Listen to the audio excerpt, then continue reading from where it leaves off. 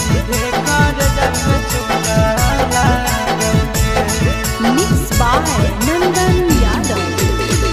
सीधे कर जब में चोटा लागोगे।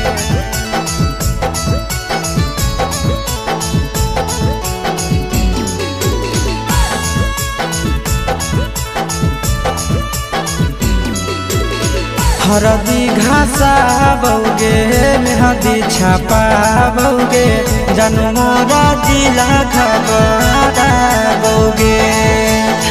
बजा जब बाजोगे निद नहिया बौगे सीधे कर जब में चोटा लागोगे।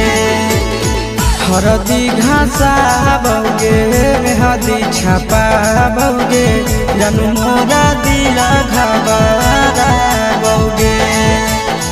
बजा जब बाजोगे निद नहिया बौगे सीधे कर जब में चोटा लागोगे। सीधे कर जब में चोटा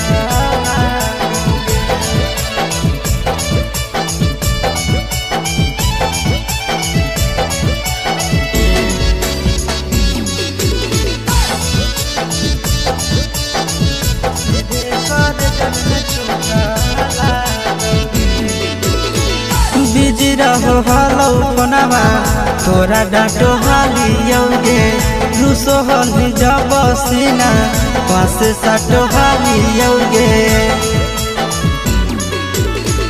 बिजी रहो हलो फोनमा तोरा डाटो हालियोगे।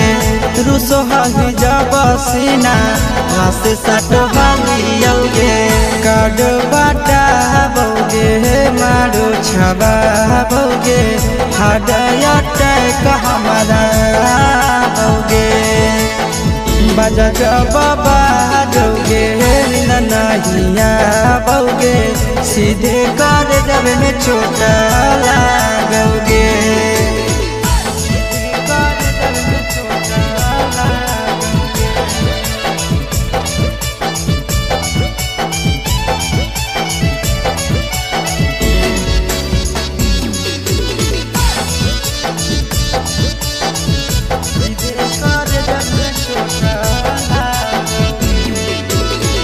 जनमों से ज्यादा जान तोरा मन हालियोगे।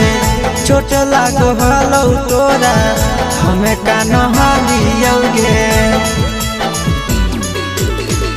जनमों से ज्यादा जान तोरा मन हालियोगे। चोट लागो हलो तोरा हमें कान हालियोगे। चिंटू राजा से अब नाता जोड़ा बौगे आशीष लोड़ा बाबा बौगे। बजा जब बाजोगे नहिया बौगे सीधे कर जब में चोटा लागोगे। खुशी रिकॉर्डिंग स्टूडियो पटना।